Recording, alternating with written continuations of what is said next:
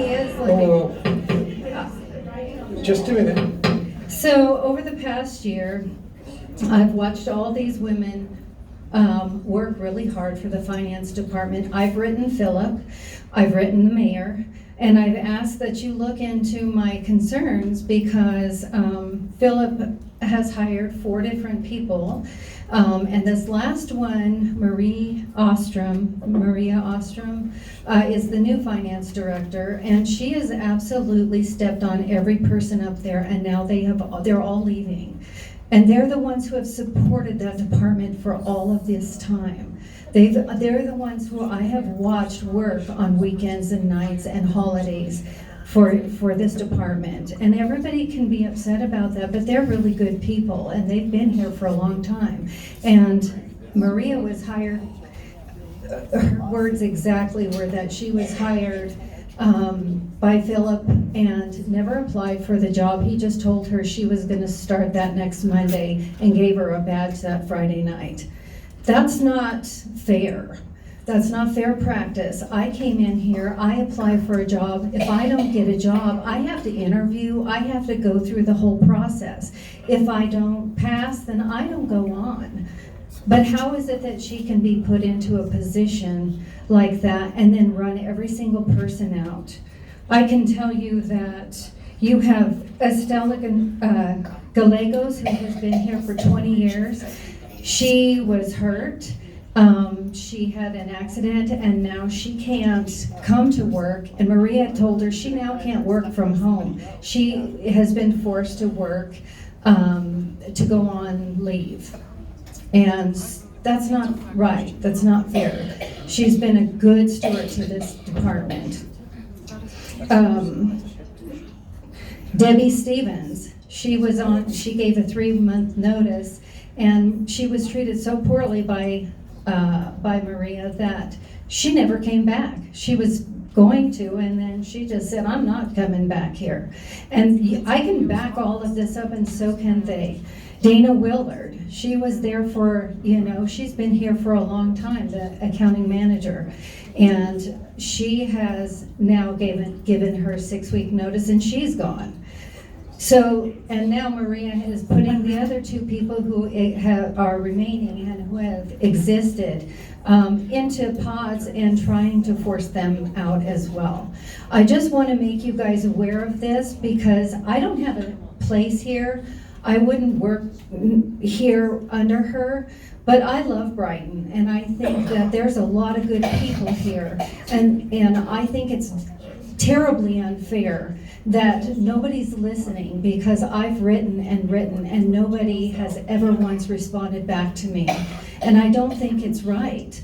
They deserved at least better than that. They deserve better than that. They were good people to you, and I just wanted to point that out. Thank you. Thank you. Okay. We now will move on to what is now item 10A. Consideration of the removal of Philip Rodriguez as city manager and authorizing the payment of severance to him pursuant to his employment agreement with the city.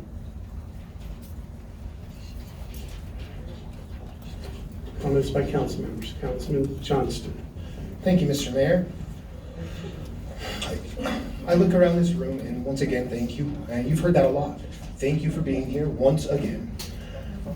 I gotta tell you, I have never one time called anybody and said, hey, please come into this chamber and please speak on my behalf. Ever. Not one time. They came because of this issue. And I want that to be very clear. It's the issue. It's not me. Self-serving, I've been called tonight. Self-serving would be nice. It would be nice to come to these meetings, deal with city business, and go home and hang out with my daughter and my wife. I can't do that because of this anymore. I didn't want to have to bring this out. We all tried to do this to where it wasn't a public crazy house. We never wanted that. We wanted to stop the false termination. I just heard the words unfair about employment, arguing to fire the city manager. How outrageous. But beyond that, I've never called anyone in here. And the lineup of friends and family, including the lineup of the murderer's row of good old boys from our city, just came in here just to defend embarrassment. We're talking about the issue, not us as individuals. It goes back to the beginning with our mayor, with the speech from the very first night that we were actually put into our position and sworn in. It was the back of a Crown Royal bottle, and it began with the idea, a king. And it said, a king, and it goes into the list things a king does or does not do to his subjects. I say that because you also, a couple weeks ago, looked at this audience in the same way, different audience, but a lot of the same folks, and you told them, quote, I know how to deal with tough crowds. I was a teacher for 30 years. We're not your subjects. We're not your students. You work for us as citizens, and you aren't listening. I mean, to be real, the clock is running out for your time as mayor, and the truth of what has happened with our water fund will finally be uncovered, and that's all I have to say in regards to where you're at personally, Mr. Mayor. And I respect the offices of anyone holding office at any level of government. I don't have to respect the human beings in those offices to the same level. And right now, there's a few of you that I lack a lot of respect for, even though you hold respectful offices. So let's make that very clear. But then I need to go back, and I'm going to ask some questions of a few people here, now that we've got a lot of evidence. First, I want to talk to our city attorney. We've now all realized that our city attorney allowed us to go into an executive session where the first traces of this came up last October. We needed a 2/3 vote to go in there. You know who we looked to tell us the answer of how many votes we need to do anything? Our city attorney. And at that time, I never even thought to have to go back into the code and go, are we holding an illegal meeting? We're supposed to be told that by our city attorney who represents us and the city. And how could we trust any legal advice that you're giving now when that important of a meeting where they took that man, Philip Rodriguez, into a back room and tried to lop his head off? How in the heck can we trust any legal opinion coming from anyone that said that was okay, never told us anything about it? And you know why I'm saying anything about that meeting? Because that was a public meeting. It was illegally done. Therefore, I want everyone to look into October 2nd and look into that executive session. Core requests have been made, and we have found now from that attorney tonight that that tape has been erased. Wow. I mean, that is, and they only have to hold it for 90 days, but I remember being told that they are now holding all executive sessions for a 12-month span. It hasn't been 12 months. Where is that tape? The media's asked for it. They're asking for our text messages, our emails. I will gladly hand over every email and text message that I have. How is it possible that that has all happened? But then I look around and I see good old boy culture. They bring in a piece of paper about Facebook. My ex-opponent for this seat brings this in. Nobody's banned from my Facebook. I actually posted it on there. I know you might not know a lot about technology if you're saying that you're banned. Fact is you have me blocked, which makes it look like you could be banned, and you can only share it. No one's banned from my Facebook. But I don't want to make that, I don't want to bring this back to me anyway. I want to actually ask some more questions of the city attorney. So was the October 2nd meeting held illegally, and does that make it a public meeting, Mr. City Attorney? Councilmember Johnston, the state statute regarding open meetings does require 2/3 majority.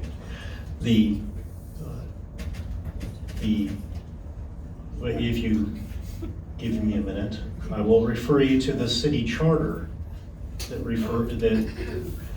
addresses executive sessions, that allows for executive session to be called upon a majority of both of those present. Now I understand there's a preemption issue there, and I understand that state law may or may not control, but I would point out that the charter was voted in by the people of the city of Brighton. And again, it's a little more complicated than that. And I would also say that it could very well have been something that was missed. Thank you for saying that. With that, let's let him say that. Because you five would have just said that about this water.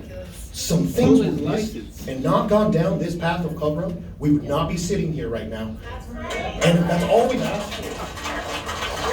And I'm sorry to be so emotional. I can no longer accept this. And I mean, I have some other questions, and thanks for saying that, Mr. Bajorek, really.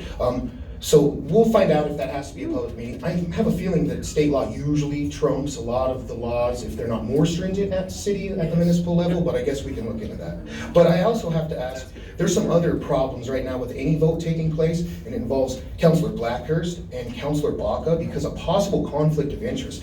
Councilor Wallen last week really read the code out loud about this, and he discussed that it is the perception of a conflict of interest is as good as a conflict of interest, combined with it has to be from reasonable people seen as reasonable individuals. I'm looking around, I'm seeing reasonable individuals that are being cordial at all times right now in this meeting, and they all are wondering if there could be a conflict of interest. Therefore, we need to recuse votes that will determine that it is a conflict of interest. Once again, you're supposed to save us as a council as a whole and as a city from lawsuits. There's a lawsuit coming, I'm feeling, and I'm really nervous about that, and I want to make sure we're dotting I's right now. But then the conflict of interest there, it really goes back. And Councilor Blackhurst, you were the acting interim water director for a couple of years. Last week you said you were barely keeping your head above water. That's a good pun for the moment. But as the utility director that many years ago, were you ever in charge of hiring anyone that was the actual director of the utilities department? So you didn't hire anyone that might have been terminated at any time? Good to know. And at that time, you were also having to be police chief during that time, and I respect that. What I don't is, there's some courage that can be had by a few of us, and maybe you're one. I'm gonna ask you once again, like Mr. Schneider has, let's have someone with some courage right now. And I'm gonna ask each one of you individually and tell you why I feel the way I do right now, openly in front of the public, not a back room, not to lop heads off. But I really wanna tell you, you don't have to do this. You don't have to do this now.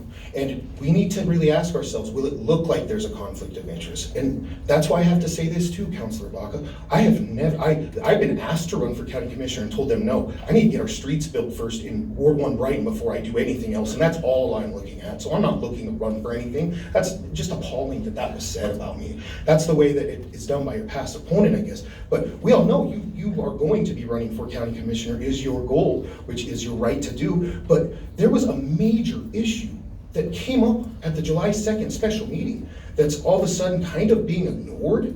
I'm gonna go ahead and I'm gonna pull up an email. Give me 1 sec. I wanna read, so you said that there is zero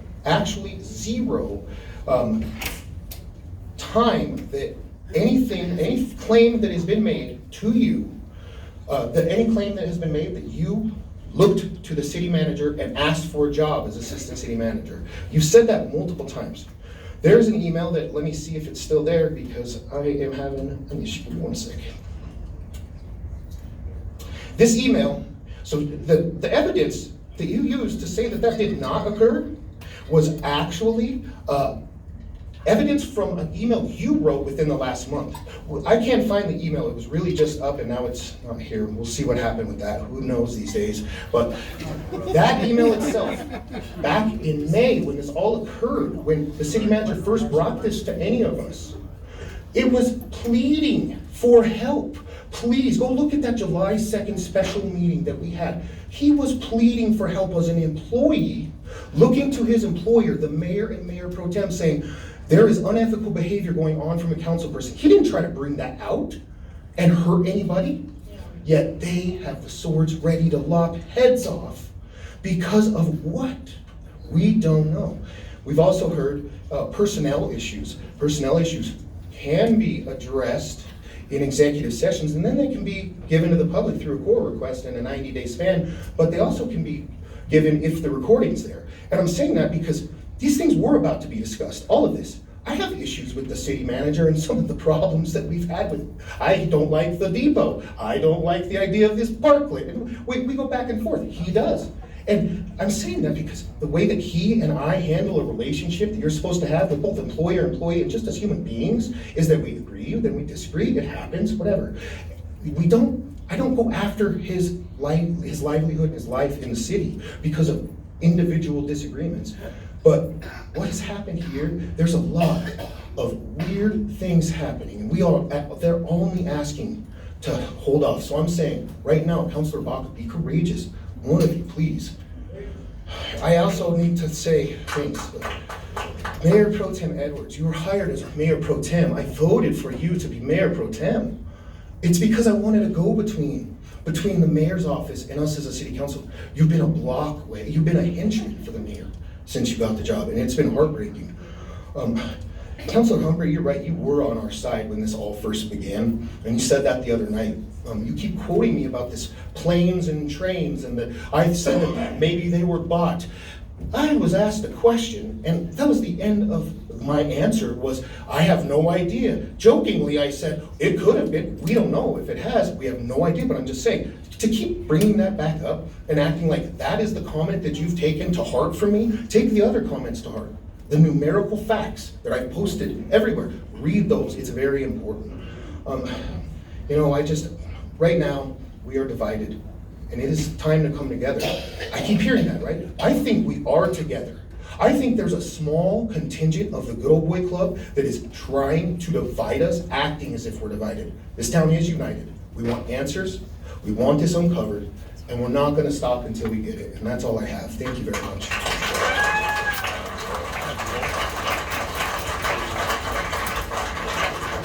Councilwoman Pollock? Thank you.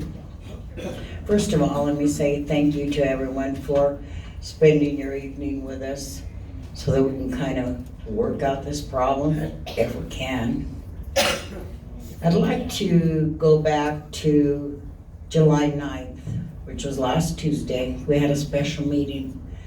And that meeting was called by the mayor, Mayor Pro Tem, Councilman Clint Blackhurst, Councilwoman Lynn Baca, and Councilman Mark Humbert.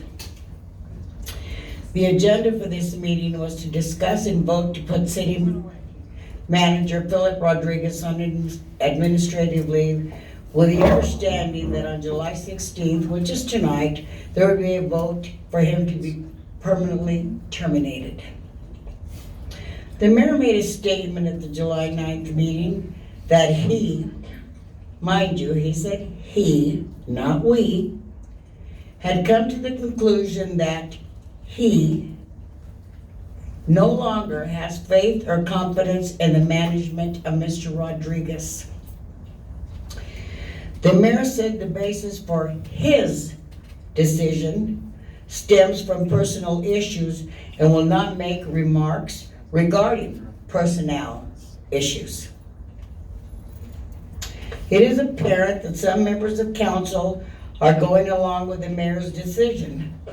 Some of the council members do not support his decision.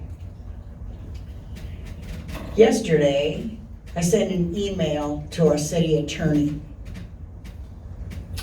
and I asked him to send me something regarding relationship of the mayor or city council with employees or the city manager or something. The city attorney sent me a copy of the city charter section 7.4. It clearly states the limitations placed on members of the council and the mayor and their relations with city employees. At this time, I'm going to read you the rules and the charter for the city of Brighton. Neither of the council, the mayor, nor any council member shall dictate or interfere with the appointment of or the duties of any city employee subordinate to the city manager, the city attorney, or the municipal judge, or prevent or interfere with the exercise of judgment and the performance of the employee's city responsibilities. The council, the mayor, and the council member shall deal with such employees solely through the city manager, the city attorney, or the municipal court judge as applicable, and shall not give orders or reprimands to any such employee. The city manager alone shall be responsible to the council for the proper administration of all matters placed, I lost my place here, in the manager's charge by or pursuant to this charter. I think that's pretty clear. At this time, I would like to make a motion to remove from the record the administrative leave that was placed on July 9th, 2019 on City Manager Philip Rodriguez, and that it become null and void because it was in violation of our charter. I second that. Thank you. I second that motion. We have a motion and a second. Would you please restate your motion so we can get it in the record correctly? Yes, I would ask that at this time, we would remove from the record the administrative leave that was placed on July 9th, 2019 on City Manager Philip Rodriguez, and that it become null and void. Also, any other action regarding the removal or suspension of the City Manager Philip Rodriguez. And I have seconded. A motion and a second. We still have people that want to speak. Councilmember Mills. Thank you, Mayor. And I just want to thank everyone for coming this evening. I was not here last week. I was on a planned family vacation. I've been gone for a couple weeks. I plan my trips around city council meetings. So I was at our regularly scheduled city council meeting 2 weeks ago today. But then there was a special meeting called while I was gone. It was only given 24 hours notice. I was 1,300 miles away. My ability to attend was not very possible, especially since I was driving and it didn't fly that direction. However, I was able to watch the meeting through the live stream, and I've watched it again since then. So to be clear, I'm against the removal of City Manager Rodriguez. Just to start, okay? I believe the calling of last week's meeting was more in response to Councilmember Johnston's and I's special meeting we had regarding the possible ethics violation with a fellow council member. When we called that meeting, we called to just simply discuss, not make any decisions. Last week's meeting, there was a decision made without me in my absence. I also believe that there could be some conflicts of interest with one or two council members, but that's already been discussed, and I'm not going to keep beating a dead horse on that.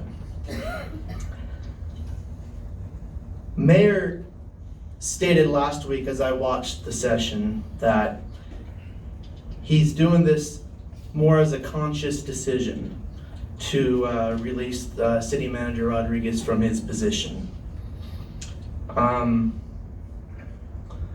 So last month, a number of us on council went to it's a coalition of municipal leaders called Colorado Municipal League. They have an annual conference every year.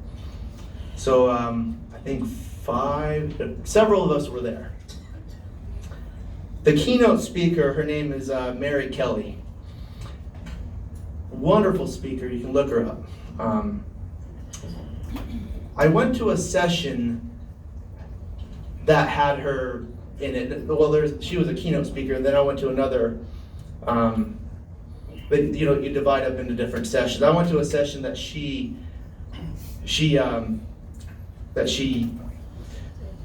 headed up, and one of the key points that I really got out of that I think is very important in this matter is she said to make every decision based on fact. Now, the mayor's daughter also talked about making decision based on fact when she was up here at the mic also. I don't see us making this decision to remove the city manager based on any fact. Show me the facts. So before we do this, let's see the facts. Let's get we need to have, first of all, his evaluation. That has not been done. How fair is it to get rid of somebody when you have not had an evaluation yet? His evaluation is due really soon. We're going to remove him before that? No, let's not do that yet.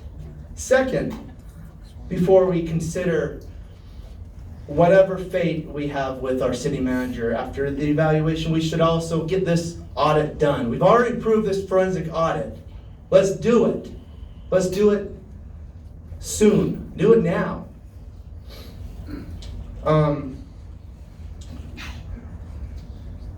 Councilmember Blackhurst, I did see when I watched the video again of last week's session that you said the city manager has failed, and you have a paper explaining the different reasons why he's failed based on one of the sessions you attended.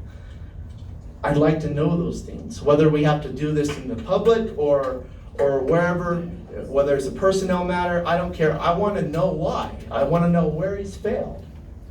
Show me that. Now, some council members have shared concerns that our city manager is not treating the employees well or with respect or whatever. Yet, as I've watched news stories, there's been several people in the media focused on Brighton.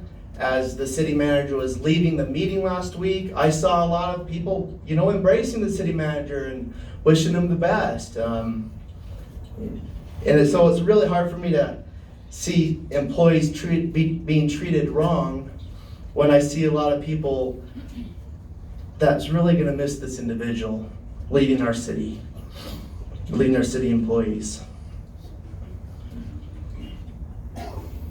I feel the people that are trying to remove our city manager are trying to micromanage that job.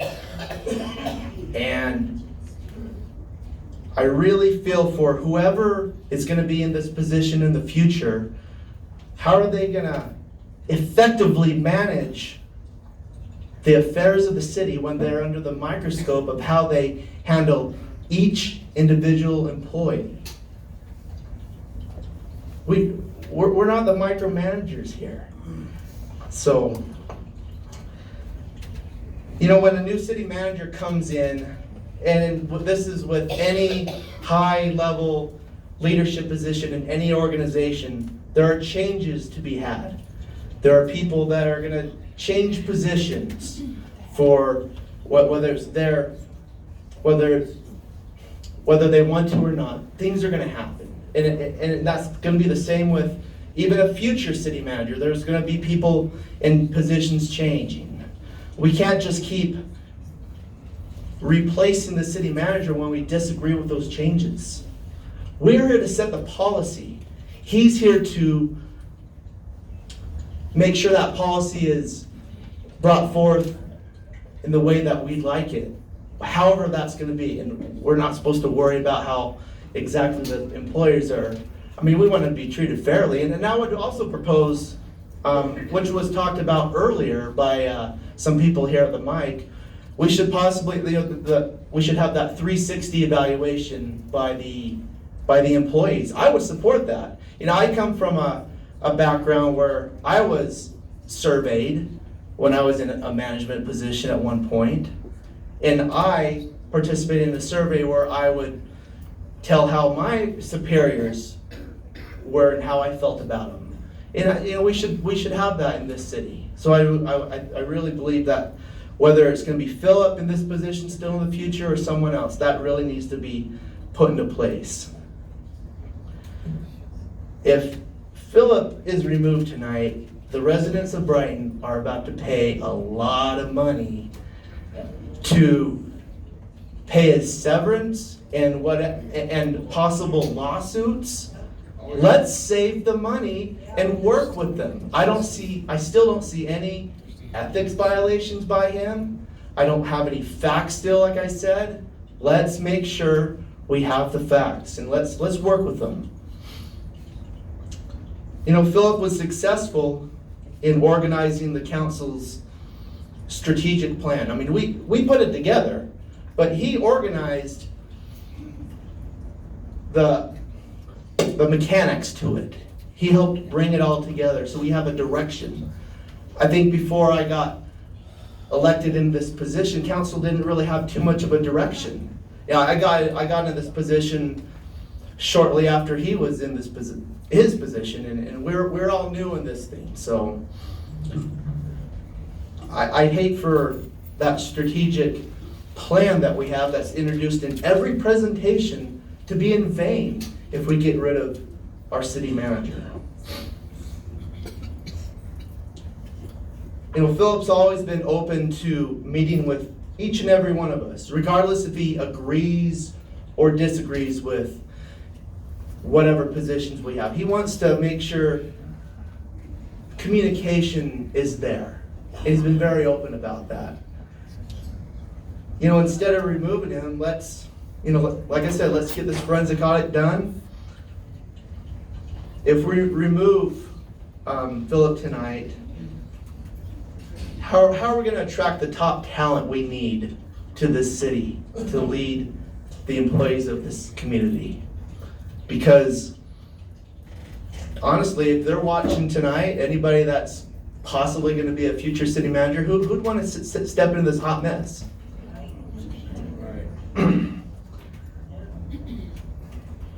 Mr. Mayor, I believe this is a severely divided council. And this is going to suffer for months to come, maybe even longer. Let's stop distracting staff from much needed business that needs to be done here in this community. There's a lot of business that's being put on hold because we're battling this out right now. I mean, have you seen the agenda? We haven't even got to the meat of the agenda tonight.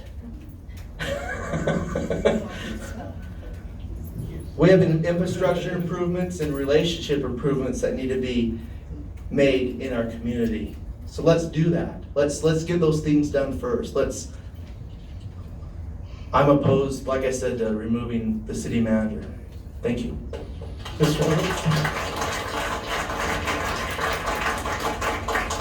Mr. Humbert.